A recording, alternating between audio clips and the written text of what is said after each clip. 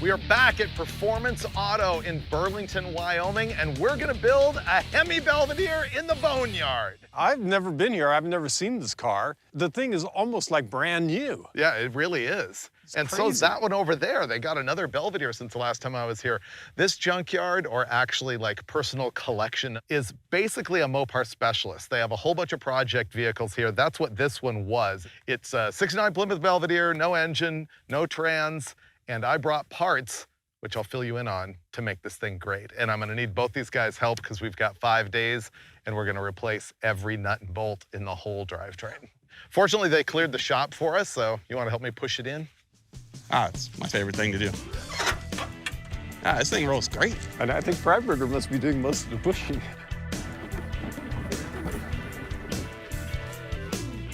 Basically, the car needs engine, trans, drive shaft, rear end, rear suspension, cooling, everything that makes it go. Right. Yeah. So do you want to go engine and trans first, or do you want to go rear axle first? Well, it has a rear axle currently. Yeah. So maybe that's the last thing. All right, so let's put the Hemi together. Okay. All right, that's step one. Assemble Hemi. Mike, you want to help me get the hood off? Oh, yeah. Right when you are, sir. Okay. Just hold up the front a little bit.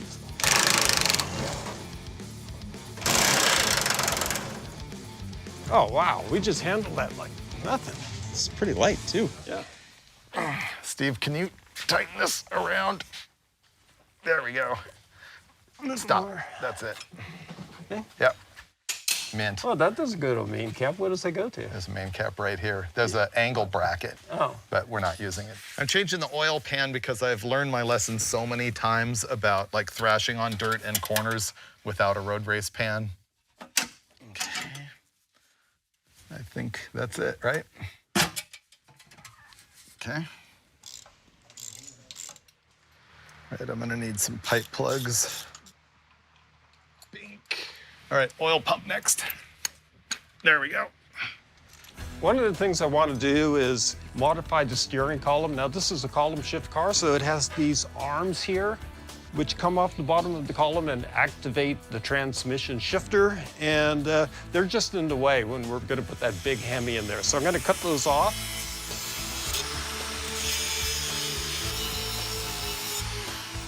It actually came out pretty good.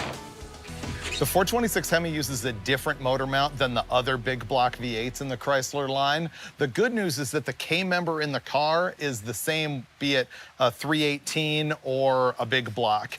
The thing is, the Hemi won't bolt to the big block K-member unless you've got this kit right here from Schumacher Creative Services. It is an adapter mount that allows the Hemi 3-bolt pattern to go onto that K-member. A normal 440 or 383 would have like cast-in ears that come off here. This has this instead. Now, the other thing you need to know about the Hemi is these 3 bolts right here are not blind. They go all the way through to the crankcase, so they will leak oil. So you do need to seal them a little bit. All right, I hear good things happening. It's the sound of a beer being cracked open, or what are we talking about here? What kind of good things?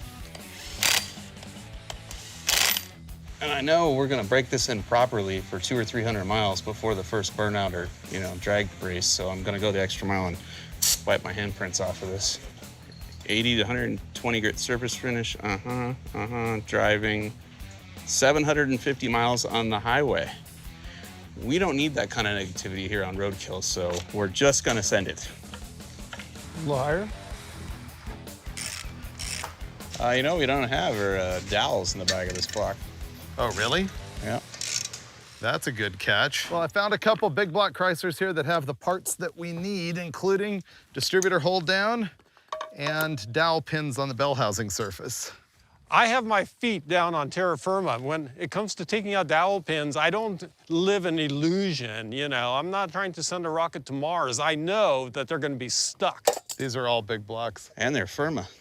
Now, if you had a small block, they go all the way through and you can hammer them. Oh, this is working, Steve. Oh, yeah. You're a genius. Attaboy. Are you? There you go. Next one. Ah! Got it. Bingo. Now we can put the engine in the car. Like butter. Right there. Want a souvenir?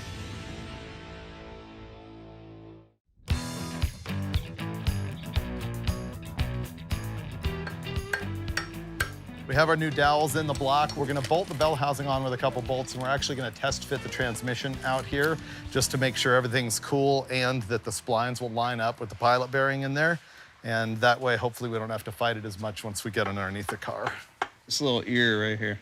You know, I used to say we're not very good at this, and that used to bother Freiburger. And now my opinion has changed. This is season 13. We are very good at this. You know how I know? Because last year, we'd have got all excited and just thrown the Hemi in the car and then spent the next 4 hours on our backs finding out that, oh, hey, the bell housing doesn't go on. And when you try to put the headers on, they hit the bell housing. But not today, no. We're test fitting things. Perfect. Oh, yeah, we're good. Cleared? Yeah, let's try the other side. It clears it. Let's just slide the trans in and see if it goes. Okay. Yeah, I think we just need to turn it. Okay, it's not in the spline yet? I think it's trying to, but it's stuck on the disc. So what's going on here is that he's trying to mimic the struggle that we're gonna have underneath the car later by solving it now.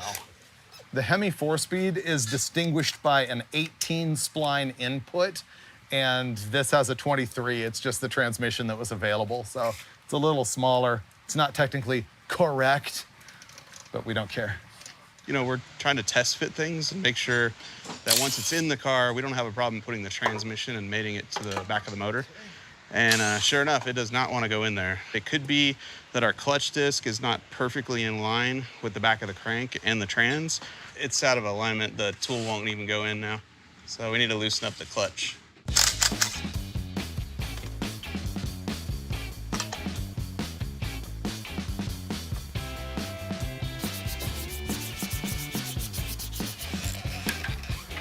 Nice. We just did this on Finnegan's Daytona, and we know that with this oil pan, it won't go in with the clutch and flywheel because it'll hit the firewall. So we should remove it after all that trouble we just went through. We spent so much effort getting the clutch perfectly aligned, and now it's got to come back off. Oh, that disc is slippery. This car is, at this moment, getting a Hemi for the very first time. It is. In a shop that's never had a Hemi in it before. Yes. That's what they said. Looking good. Let's get the headers in. Let's go halfway down first. Wow, that wants to go down really quickly. I'm gonna have to kick the Why don't you leg. get this header in? This Hemi's 426 inches, and it has been built up a little bit. It started out as a Mopar crate engine. It's 10-to-1 compression. It has a small hydraulic roller cam in it. It's like 242 at 50, I think. And on our Engine Masters show, this thing made 560 horsepower. So it's not a killer, but it'll be fun. We are real close to my motor mount. Yeah, you're square over the motor mount. That header is gonna... You've got it too far back. If you go down, then that helps my situation. All right, here comes down, very carefully. So this isn't perfectly aligned because the screwdriver will go through it, but this bolt won't. I'm gonna, Is that engine tilting? yeah, Or am I crushing the oil pan? it's tilting. It's tilting. Let's go slow. Oof. Yikes. Now's when we find out how rusty this is underneath.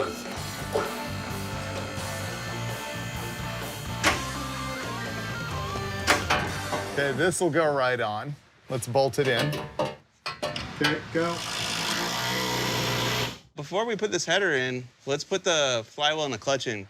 This is disturbingly easy. I feel like something's about to go wrong. Don't talk about David, it. why would you say that? Now we're going to install the clutch again after we test fit it outside of the car. This is a McLeod Street Extreme setup. I like it because it's got the ceramic pucks on both sides of the discs. And Steve and I have figured out that these withstand our abuse right out of the box better than like the typical friction material. Okay, Good? I think so.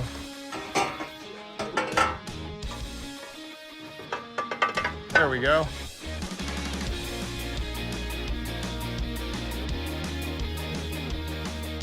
We're actually about to try and put the transmission in. We've been making incredible progress.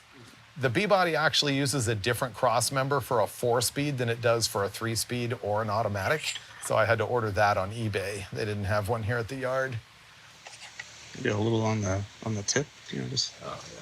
This thing's actually really rust-free. It's undercoated, which is a bummer to me, but it's not bad. All right, go ahead. Yeah, tail up. It should go in. I don't know how we're looking left to right, but this thing should go in. The back of the trans has to come up a little bit. There we go. Oh, nice. Yeah. Nailed it. Is it all the way in? It's real close. We just need to put bolts in it.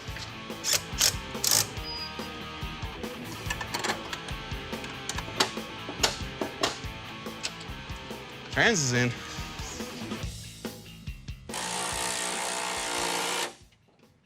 It's installed but not tightened. We still have a lot to do. But I'm concerned about the piece of wood that we put between the Hemi and a firewall. I hope it's not caving in my firewall right now. Look, a Hemi and a Belvedere. I know. That's pretty sweet. Right on there. And I'm just gonna take the chain off right now because I don't think we're gonna need it. No. I'm gonna go out on a limb here and say this was the most successful first day in the history of any roadkill shoot. it was pretty incredible. Like, wow. Yeah, Yeah, it was pretty amazing. It's in the car. Yeah. We're finally ready to get the radiator in here. Let me give you a couple tips about Mopar muscle car radiators. There's 2 sizes, basically, a 22-inch core and a 26-inch core. This thing had a 318 engine in it originally and had the 22-inch core. We're gonna be putting a 26-inch core that is actually out of a C-body, which would be like a Town & Country or a full-size Polara. What you should do when you install the bigger radiator is cut this section out right here so that you got more airflow. But honestly, we're running out of time. We gotta get this thing going. So we're gonna drop the radiator in. Mike just drilled a hole and we're gonna bolt it in and it's gonna work even with the 22-inch opening. This is yet another come back and make it right later kind of moment.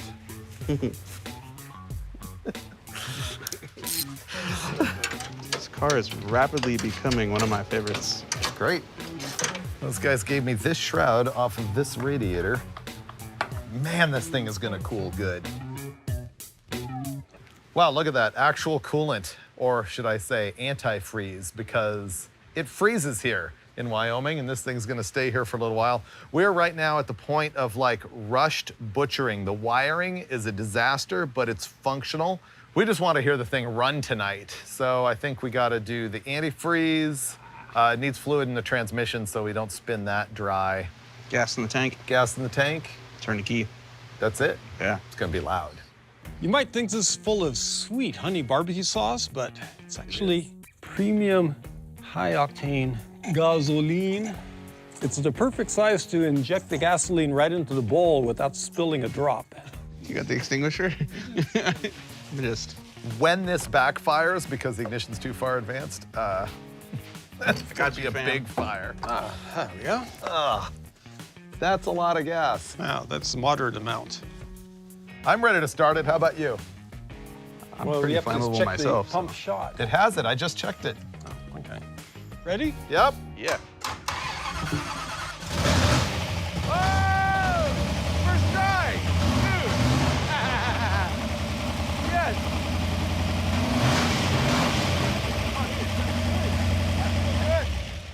Yay! That's all we needed to know. Be pretty sweet if this fits. I know. I do not have high hopes, but I do hope.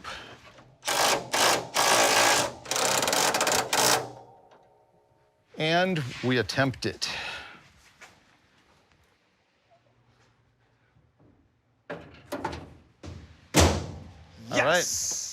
We're gonna actually try and drive it. Who gets to drive? Well, who do you think? Hemi. I'm totally content to watch it zoom by, I gotta Me be too. honest. I'm now Hemi Dave. I am ready. Let's go.